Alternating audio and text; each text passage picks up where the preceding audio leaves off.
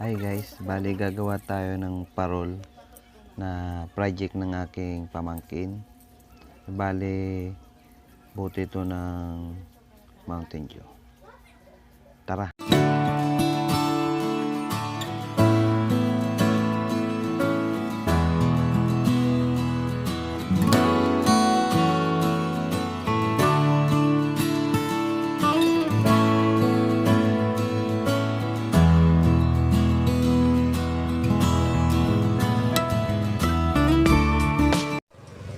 Itong dalawang Mountain Dew, puputulin lang natin to.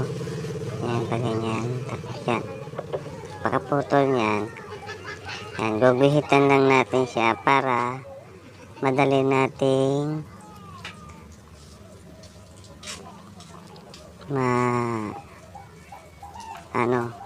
mabiyak yan. Madali nating mabiyak yan mamaya. Gamit ang gunting.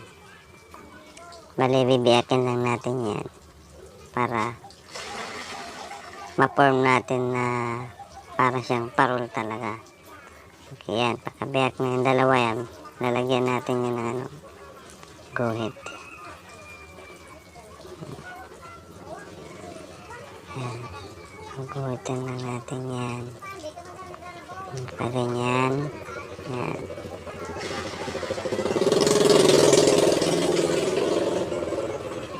So, yan. Bali, naguhitan na natin siya.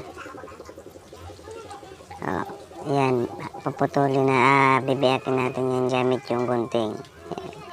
Yung mga guhit na yan, yan yung susundan natin na sa pagputol. Ayan. Simulan na natin paggunting. So, medyo matigas ang medyo mahihirapan kasi maliit lang ang gamit kong gunting dyan. Ayan. Nagpalit tayo ng gunting para yung malaki-laki dapat ang gamitin yung gunting para talagang hindi kayo mahirapan. Ayan. Bibiyakin lang natin yan. Pero wag yung ididiretso, may guhit dyan na yung hangganan niya, yung guhit dyan. Yun yung hanggang dyan lang. Bibiyakin lang natin yan pa ganyan. Para makagawa ng DIY na parol gamit ang buti ng Mountain Dew. Ayan. So, yung isa pa, guguntingin din natin tulad ng ginawa natin kanina. Ayan. Sundin lang natin yung guhit na yan hanggang doon sa pinakahangganan na dulo.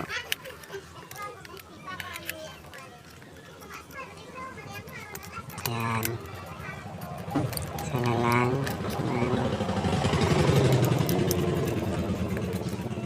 Dalawa pa pala yan.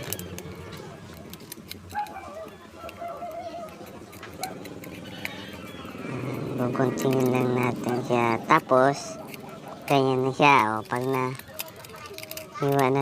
gunting na natin yan, ang gagawin natin ay yan. Pag dugtungin natin yung dalawa, gamit ang stick glue.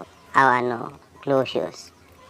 Yan, ganyan. Pwede rin stick glue kung gusto nyo. Pero sa akin, glue shoes ang gamit ko.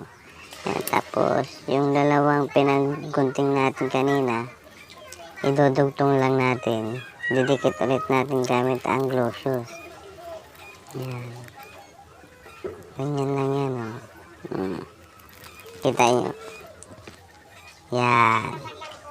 Tapos, continue natin yung iba. Yan. Tapos, kakalabasan yan na star na siya. So, bali, pag nagawa nyo na yan, kayo na ang bahala kung anong gusto nyo design. Bali, ito ang nagawa kong design, o. Tingnan nyo na lang. Yan. Maging creativity na lang kayo kung sa paggawa nyo ng design. Bali, ganyan yung nagawa kong design na star. Yeah, parol na. O, diba? May DIY na kayo na parol. O. Tapos, benta nyo ng 10,000 kung gusto nyo pang negosyo. O, diba? Guys, huwag niyong kalimutang mag-like at mag-subscribe. sa YouTube channel ko. Thanks for watching.